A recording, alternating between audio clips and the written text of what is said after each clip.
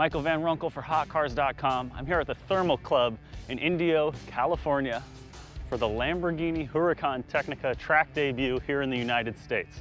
It's a 631 horsepower, naturally aspirated V10 powered supercar, the last V10 Lamborghini ever because they're switching to hybridization and electrification in the near future. I can't wait to see how this thing does on the track and compare it to a bunch of the other supercars that I've driven recently. But first, please like this video and subscribe to our channel. It really helps us out. Thanks. This is my first time in this car and first time on this track. It's pretty exciting. They've got the engine running already to get it a little warmed up, but here we go. You put it into gear by touching a paddle shifter and away we roll. Now I'm following a professional Lamborghini driver and he's in an STO. That doesn't really seem very fair. But the Tecnica actually borrows a lot of stuff from the STO and the Evo. It's sort of supposed to be a combined street and track weapon. So not as much downforce as an STO, but more downforce than an Evo by 35%. We got big old Bridgestone Potenza race tires on, and that's gonna harness the power of this V10, which is probably the most exciting part because it is the last of a dying breed of naturally aspirated V10 engines.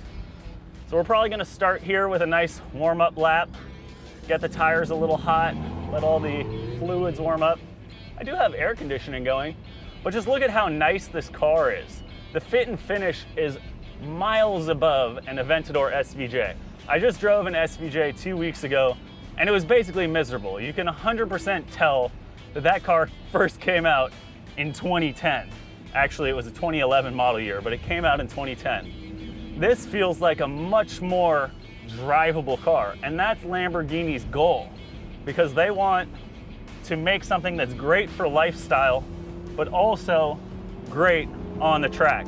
So here we go. He's starting to accelerate. I'm gonna put it down into sport mode, and there we go. You can hear the V10, just listen to it. It's glorious. I'm shifting up on the paddles, but I'm not in manual mode, I'm in automatic. We're braking into this corner. That's sort of a long straight, downshift, come in wide here. I'm trying to follow his line because he's a professional, so that seems like a 2 apex corner. And then we're coming out. Trying not to go too hard here because the tires are not crazy warm, but you can hear, even at a little bit of throttle liftoff, you get that wonderful pop and bang. It just downshifted for me there. Let's speed up a bit. I hope you can hear me. Ooh, and those brakes are really powerful. We're in carbon ceramics here, and they just have a ton of bite. This is a nice tight corner. We've got the stability control on. Coming in left, and it's got a lot of acceleration, but it's not absolutely crazy. This isn't a super torquey engine. It's 631 horsepower, but it's 417 pound-feet of torque. It's more about linear power delivery, and the 7-speed dual clutch lets you keep it right up in the power band. And I'm losing him already because I'm focused on talking too much. Here we come a little bit more. Really slam on the brakes here, come in wide, then hit the apex like he's doing, and we're on the straight again. I'm at full throttle now, and it moves pretty good. Woohoo! We're up over 130 already. Braking zone, punch the brakes is what I've learned. I'm hot off the Chevy Corvette Z06 track day, and that thing, with that naturally aspirated V8, you really want to get up to speed and then hammer on the brakes. We were at a much different track, but that was a very fun car to drive. And I was very curious to see how the Tecnica would compare to the Z06, which costs a fair amount less. The Tecnica is at around $240,000. The Z06, depending on how you option it, starts at $125,000. But if you get the Z07 package, you're all the way up to $160,000, $170,000, and then with markups. So these are comparable cars all of a sudden. But the sound of this is pretty incredible. Then again, the sound of the Corvette also incredible. I'm curious, I'm surprised the steering isn't a little tighter, but I think that that is sort of a concession to the lifestyle targets of the Tecnica. They want people to be able to drive this thing on Rodeo Drive nearby. This track is great. It's got a lot of tighter bends than I'm used to. I spent all that time at Radford Racing School, and I like to think I'm pretty good on a tight technical track. But we've got some good speed here too. I just shifted way too early, so I lost a little bit of speed there. He's pulling away, hitting the brakes, downshift, downshift. The DCT really shifts very quickly. It's much quicker than that Chevy 8-speed and much better than the Aventadors, which is just the worst transmission I've ever driven. The thing it really reminded me of was a Polaris Slingshot. That automated manual, just atrocious. The Aventador would literally shift into neutral. It would ding at me randomly and just shift into neutral. This guy's slowing down so that I can keep up. It's very kind of him. He knows I'm filming. Woo! Got a little bit of slip there. This is the rear wheel drive car only. This is not all-wheel drive like so many other Lamborghinis. So you do have to worry about a little bit of oversteer, but so far not too bad. Traction control is on. You can come into full throttle a little bit in the corners there and really hammer the brakes. The tires are starting to warm up now, pretty good. Oh, and just listen to that sound. It's a really nice car. I'm super impressed so far. The fit and finish from the Audi group and Volkswagen group knowledge is clearly a step above for Lamborghinis these days. This is a luxury supercar that's competing with McLarens and Ferraris for sure. But where the McLarens and Ferraris have definitely gone turbo power to get that low-end boost and crazy 0 to 60 times, Lamborghini has stuck with the V10 and V12 for now. But that era is coming to an end. This is going to be the last V10 Lamborghini before they go to hybrids and electrics. The first hybrid will be out in well, I confused the transmission there. I should probably just have it in manual mode if I really want to get the best performance out of this car. The brakes have just a lot of bite. You can see me pulling forward. We really deserve harnesses driving a car like this on a track like this so that you get really slammed back into the seats.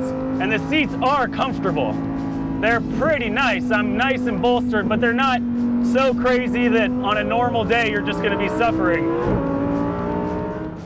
The tires are starting to slip and slide a little bit. These are Bridgestone race tires, but whether or not you would want to put on some Cup 2Rs or something, that's what I would do. Really try and maximize the performance of this platform and chassis, which is, so far, really, really impressive. There we go, getting a little bit of slip. Even at low revs, it just sounds so good. Just leave it in auto mode and let it shift for me. It's not quite fully redline, even though I'm flooring it there on the straight. Yeah, the brakes are stronger than the tire grip at this point. Wow, though. This is fun. Ooh, it gets a little slippery. The rear wheel drive just changes everything for a Lamborghini. Now, I love a rear wheel drive car because it requires a little bit more skill. But unfortunately, because we are in the 3-point seatbelt, because I'm moving around a little bit much in the seats at 6'1", 165 pounds, I'm starting to use my arms for stability a little too much. That's something that always comes up when you talk about these supercars. The performance in town is astounding, and you're never gonna max it out, so they gotta have seats that are comfortable. But here on the track, I would really, really want to have a harness. Other than that, wow, what a car. If you were tracking it, you probably want to get race tires, just because that's what you gotta do. You're gonna just shred your street tires anyways. We're about to pull over, so that's my lap session here at Thermal. It's a great track, nice and technical, a little bit more complicated than I was expecting, but a good place to showcase the performance of the last naturally aspirated V10 Lamborghini of all time. And what a car. It's just absolutely glorious. Would I buy one? It's not a choice I have to make because I can't afford to buy one. But if you want something that just delivers that linear power, this could be the car for you. Unless you think that the Z06 is pretty nifty, which I can report that it is, but does it have the real exotic cachet of a Huracan Tecnica? Coming in super wide as possible to follow his line, and then you're at full throttle before you know it.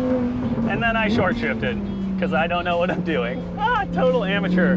The curbs help you come and corner just a little bit, but you get confidence in the platform so well. I probably cut this a little tight. The traction control is on a little bit. Getting used to second gear popping up.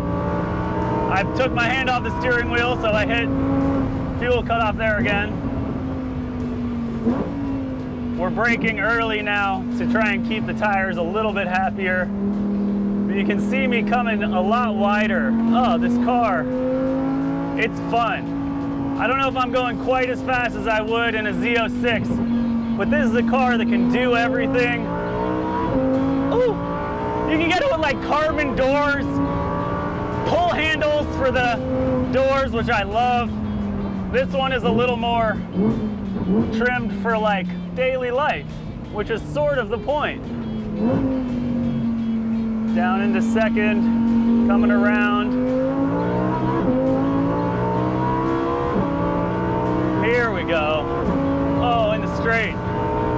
It just sounds so good.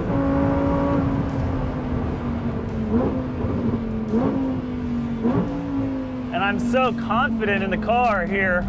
Oh, and as I say that, I start to get a little bit sideways. I think the tires are just getting toasted. Had to let off a fair amount there.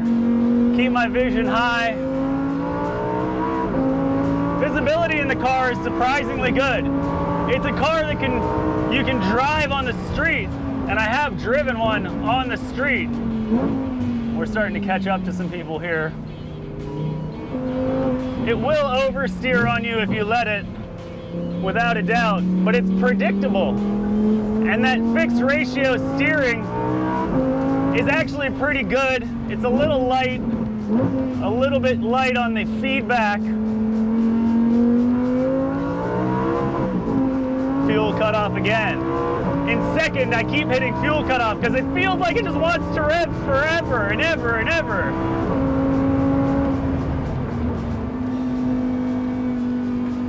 And this is a section where more downforce would probably help. After all, we're chasing an STO.